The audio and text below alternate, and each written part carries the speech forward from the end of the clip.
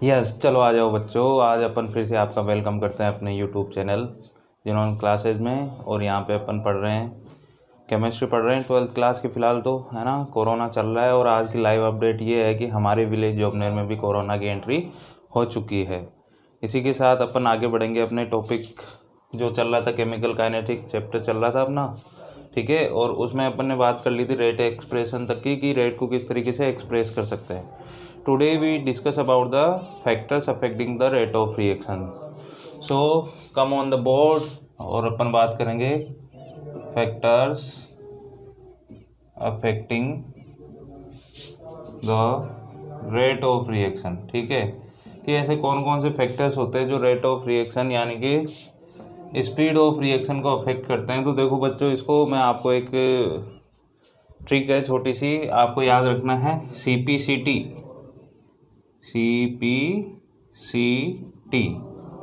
ये ध्यान रख लो तो आपको फैक्टर्स याद हो जाएंगे, ठीक है। ये मेरी बनाई हुई ट्रिक है।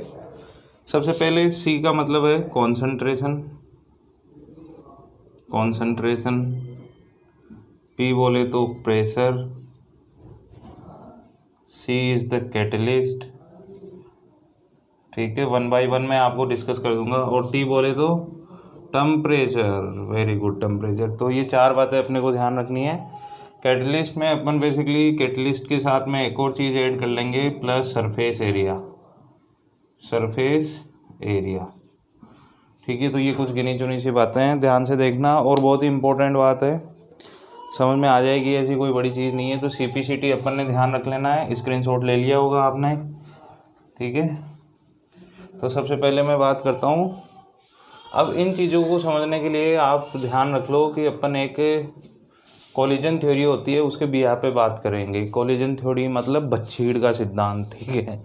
बच्छीड़ का सिद्धांत मतलब आप ये देखें कि अगर मान लो आपने एक कहावत सुनी होगी कि 1000 पत्थर फेंकेंगे तो एक पत्थर तो लगेगा, ठीक है। तो देखो यहाँ पे मान लो ये कोई रिएक्टेंट का पार्टिकल है, ये B रिएक्टेंट है और ये A रिएक्टेंट है, ठीक है। ये जब जाकर यहाँ पे स्ट्राइक करता है तो ये दोनों अटैच होते हैं। जो भी प्रोसेस होता है वो अपन कोलिजन थ्योरी में पढ़ेंगे, लेकिन ये जाकर यहाँ पर अटैच हो जाता है तो AB मॉलिक्यूल बन जाता है, AB, ठीक है ना। AB मॉलिक्यूल बनेगा। अब देखो ये कैसे बनेगा, तो उसी के बिहाफ पे अपन ये बात करेंगे कि अगर मान लो यहाँ पे B का ओनली 1 पार्टिकल है और A के जो है बहुत सारे पार्टिकल हैं। अभी तो फिलहाल एक है, तो एक पार्टिकल जाकर यहाँ पर स्ट्राइक करेंगे तो इसका चांसेस क्या रहेगा, कम रहेगा। लेकिन ऐसे हज़ारों पार्टिकल अगर ले आए A के, तो 1000 में से कुछ % तो इंक्रीज हो ही जाएगा कि जाकर वो यहाँ पे स्ट्राइक करे, ठीक। तो यही बात अपने को ध्यान रखनी है। अब देखो कॉन्सेंट्रेशन का क्या मतलब होता है। कॉन्सेंट्रेशन का मतलब होता है नंबर ऑफ पार्टिकल्स, ठीक है। और नंबर ऑफ पार्टिकल्स अगर बढ़ेंगे तो मैं कहूँगा कि इफ़ेक्टिव कोलिजन, ये जो कोलिजन यहाँ पे हो रही है जिससे कि प्रोडक्ट बन रहा है, उस कोलिजन को अपन बोल देते हैं इफ़ेक्टिव कोलिजन, ठीक है। इफ़ेक्टिव कोलिजन है। अब देखो बात ये है कि इफ़ेक्टिव कोलिजन के लिए नंबर ऑफ पार्टिकल ज़्यादा होने चाहिए, और नंबर ऑफ पार्टिकल ज़्यादा होने का मतलब क्या है कि कॉन्सेंट्रेशन ज़्यादा होनी चाहिए। तो सिंपल सी बात है कि कॉन्सेंट्रेशन ज़्यादा होगी तो ज़्यादा कोलिजन होंगे, ज़्यादा कोलिजन होंगे तो इफ़ेक्टिव कोलिजन ज़्यादा होंगे, और इफ़ेक्टिव कोलिजन का सीधा सीधा मतलब ये है कि प्रोडक्ट ज़्यादा बनेंगे, ठीक। अब देखो, एक तो 1 मिनट में ओनली 1 मॉलिक्यूल बन रहा था और अब 1 मिनट में हज़ारों मॉलिक्यूल प्रोड्यूस हो रहे हैं। तो इसका मतलब कॉन्सेंट्रेशन में चेंज ज़्यादा आ रहा है पर यूनिट टाइम। तो मैं कहूँगा कि change in concentration with respect to time, और वो क्या हो रहा है, काफ़ी ज़्यादा है। इसका मतलब ये हो रहा है कि रेट ऑफ रिएक्शन इंक्रीज हो रहा है। क्लियर है बेटा, ठीक है। तो मैं कह सकता हूँ कि फर्स्ट फैक्टर जो है वो कॉन्सेंट्रेशन है, और कॉन्सेंट्रेशन में अगर बात करें तो रेट ऑफ रिएक्शन जो होता है डायरेक्टली प्रोपोर्शनल टू कंसंट्रेशन। ऐसा क्यों, तो ऐसा इसलिए होता है because number of effective collisions increases, number of effective collisions increases, ठीक है। ये बात ध्यान रख लो। तो ये जैसे किसी भी रिएक्टेंट में अगर मैं कोई ये रिएक्शन दे रखा हूँ, A से B बन रहा है, और मैंने कहा कि A की अगर मैं कॉन्सेंट्रेशन इंक्रीज कर दूँ तो बताओ रेट ऑफ रिएक्शन पे क्या इफेक्ट आएगा। तो सिंपल सी बात है, रेट ऑफ रिएक्शन क्या हो जाएगी, इंक्रीज हो जाएगी if concentration of A is increased। Clear. Second अपन बात करेंगे सेकेंड प्रेशर। ठीक है, प्रेशर की बात करनी है अपने को। और ये जो भी चीज़ें निकल के आ रही है, अपन 11th क्लास में एक लॉ पढ़ के आए थे जिसको अपन बोलते हैं ली चार्टरली प्रिंसिपल। ठीक है, उसके अकॉर्डिंग भी इनको देख सकते हैं। तो प्रेशर की बात करते हैं। अब देखो, प्रेशर का भी वही बात है कि अगर मान लो कोई चैम्बर है, समझना बात को, इधर ध्यान होना चाहिए आप सभी का। तो ये कोई चैम्बर है, यहाँ पर कोई रिएक्टेंट्स मैंने फिल कर दिए और यहाँ पर एक प्लंजर लगा दिया मैंने। ठीक है, अब क्या होगा, यहाँ पर रिएक्टेंट अभी तो कुछ हैं, अभी वो स्ट्राइक कर रहे हैं तो आराम आराम से घूम रहे हैं, इधर उधर स्ट्राइक कर रहे हैं। तो मतलब कोलिजन जो हो रहा है यहाँ पे, बच्चीड़ जो हो रहा है वो कम हो रहा है। और अब जैसे ही मैं इसको अगर प्रेस करता हूँ, इस पर प्रेशर इंक्रीज़ करता हूँ, तो इंक्रीज़ करने से क्या हो जाएगा कि sir number of collisions increase हो जाएंगे और जल्दी होने लग जाएंगे। कम टाइम में ज़्यादा कोलिजन होंगे तो इफेक्टिव कोलिजन के चांसेस इंक्रीजेज हो जाएंगे यहाँ पे। और सिंपल सा मतलब मेरा इफेक्टिव कोलिजन से है प्रोडक्ट फॉर्मेशन से, तो प्रोडक्ट ज़्यादा बनेगा। इसका मतलब कम टाइम में प्रोडक्ट ज़्यादा, इसका मतलब क्या हो गया, रेट ऑफ रिएक्शन इंक्रीज हो गया। वेरी गुड बेटा, शाबाश, बहुत ही बढ़िया जवाब दिया। ठीक है, तो झंडे गाड़ दो भैया। प्रेशर, तो प्रेशर, तो rate of reaction is directly proportional to pressure। if we increase the pressure, rate of reaction increases। why ऐसा क्यों? क्योंकि सर इफेक्टिव कोलिजन इंक्रीजेज। ठीक, तो ये क्लियर होने के बाद में नेक्स्ट अपन बात करते हैं सी। अगला जो सी है दैट इज कैटलिस्ट। वो क्या है, कैटलिस्ट है। कैटलिस्ट बोले तो उत्प्रेरक। ठीक है, कैटलिस्ट। अब देखो, इसके लिए मैं कैटलिस्ट का थोड़ा सा आपको किस तरीके से ये काम करता है कैटलिस्ट, ये चीज़ बता देता हूँ। तो उससे क्या हो जाएगा, ये चीज़ इजीली आपको समझ में आ जाएगी। तो अपन बात कर रहे हैं effect of catalyst on the rate of reaction. ये कैटलिस्ट देखो, यहाँ पे समझना, जब कोई रिएक्शन होती है तो उसमें क्या होता है। यहाँ पे अपन ले लेते हैं, ये है एनर्जी। ठीक है, और इधर कोई भी रिएक्शन टर्म जैसे टाइम वगैरह की बात कर लेंगे अपन। ठीक, तो सबसे पहली बात आपके पास, जैसे मान लो कि मैंने क्या कहा, ये रिएक्टेंट है, ये प्रोडक्ट में कन्वर्ट हो रहे हैं। समझना बात को, तो रिएक्टेंट की कोई ना कोई एनर्जी होगी। ऐसा तो है नहीं कि रिएक्टेंट की एनर्जी जीरो होगी, इसकी कोई ना कोई एनर्जी होगी। तो मैं यहाँ पे मार्क कर लेता हूँ पॉइंट। अब रिएक्शन को प्रोसीड करने के लिए सबसे पहले क्या करना पड़ता है अपने को, इस रिएक्टेंट को एनर्जी देनी पड़ती है। क्यों देनी पड़ती है? बिकॉज ये एनर्जी गेन करके इसके जो बॉन्ड है वो ब्रेक होंगे। कोई भी रिएक्शन होती है तो उसमें ये होता है कि सबसे पहले रिएक्टेंट के बॉन्ड ब्रेक होते हैं। जब ब्रेक होंगे तभी तो नए बॉन्ड बन पाएंगे। तो सबसे पहले बॉन्ड ब्रेक करने के लिए आपको क्या करना पड़ेगा, एनर्जी सप्लाई करना पड़ेगा। तो एनर्जी सप्लाई करेंगे तो ये ग्राफ जो है एनर्जी की इस तरीके से इंक्रीज होगी। फिर एक जाके कंडीशन ऐसी आ गई कि जहाँ पे ये बॉन्ड ब्रेक हो जाएंगे। ठीक, जैसे इसको ऐसे लिख लो, आप देख लो, ये ए एटम है। जब मैंने इसको एनर्जी सप्लाई करी तो एनर्जी इंक्रीज हुई और फाइनली जाकर इन दोनों के बीच के बॉन्ड क्या हो गए, ब्रेक हो गए। तो ये वो वाला पॉइंट है जहाँ पर बॉन्ड ब्रेक हो गए। अब जब बॉन्ड ब्रेक हो गए तो अब ये दूसरे रिएक्टेंट के साथ क्या कर लेंगे, बॉन्ड फॉर्मेशन चालू करेंगे, बॉन्ड बनना चालू हो जाएगा। और बॉन्ड जब बनना चालू हो जाएगा तो क्या हो जाएगी, एनर्जी वापस रिलीज होना चालू होगी। क्योंकि बॉन्ड तभी स्टेबल हो पाता है जब कोई एनर्जी वहाँ से रिलीज हो रही है। ठीक, तो यहाँ से एनर्जी फिर रिलीज होगी और ये कोई ना कोई कंडीशन पे जाके प्रोडक्ट फॉर्म हो जाएगा। तो ये तो रिएक्टेंट की एनर्जी, ये प्रोडक्ट की एनर्जी। ठीक, और ये बीच में एनर्जी का चेंज इस तरीके से, इस प्रोफाइल से अपन देख सकते हैं। तो यहाँ पे एक पीक वैल्यू है। ठीक, यहाँ पर बॉन्ड ब्रेक होकर नए बॉन्ड बनना स्टार्ट हो गए थे। तो इस एनर्जी को, इस पॉइंट को जो है मैं एक्टिवेशन एनर्जी बोलता हूँ, EA, एक्टिवेशन एनर्जी। ठीक है, ध्यान रखना, very important term, activation energy.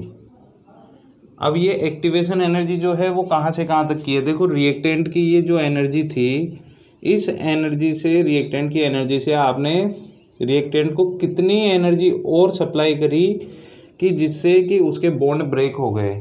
ठीक है, तो the minimum energy required to reactants that the bond dissociation takes place. ये बात आपको ध्यान रखनी है कि मिनिमम एनर्जी कितने रिक्वायर्ड है रिएक्टेंट को जिससे कि उसके बॉन्ड ब्रेक हो जाए, तो वो एक्टिवेशन एनर्जी। इसका मतलब एक्टिवेशन एनर्जी का मतलब सीधा सा ये है कि ये रिएक्टेंट क्या हो गए, एक्टिवेट हो गए, इसके बाद में ये क्या हो, कन्वर्जन चालू हो जाएगा प्रोडक्ट फॉर्मेशन वाला। और अगर यहाँ से टोटल एनर्जी की, रेफरेंस लाइन से टोटल एनर्जी की मैं बात करूँ, इस लाइन से यहाँ तक की ये एनर्जी, तो total minimum energy required to produce product, ये टोटल एनर्जी रिक्वायर्ड है। तो इस टोटल एनर्जी को मैं बोलता हूँ, ध्यान रखना बहुत इंपॉर्टेंट है, थ्रीशोल्ड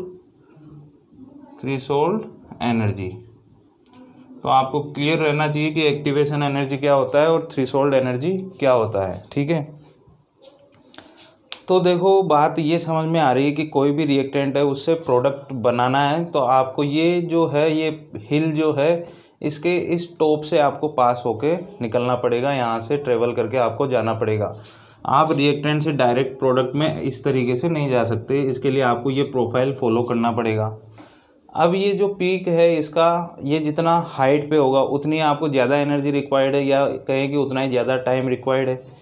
क्योंकि आप सिंपल सी बात ये समझ सकते हो कि ये कोई पहाड़ है, हिल है, और आपको यहाँ से यहाँ तक जाना है। तो देखो पहाड़ी जितनी ऊपर होगी, हिल जितना हाइट पे होगा, उतना ही आपको टाइम ज़्यादा चाहिए। और टाइम ज़्यादा होने का मतलब सीधा सीधा है कि रेट ऑफ रिएक्शन कम हो गया, क्योंकि प्रोडक्ट तो उतना ही बन रहा है लेकिन टाइम ज़्यादा लग रहा है, तो टाइम इंक्रीज हो रहा है, तो रेट ऑफ रिएक्शन डिक्रीज हो रही है। अब यहाँ पे अपन देखते हैं, ये तो जनरल बात हो गई। अब कैटलिस्ट यूज़ करेंगे तो उस कैटलिस्ट का यहाँ पर क्या इफेक्ट आएगा। ठीक है, हाँ भैया बोर्ड पे ध्यान देना।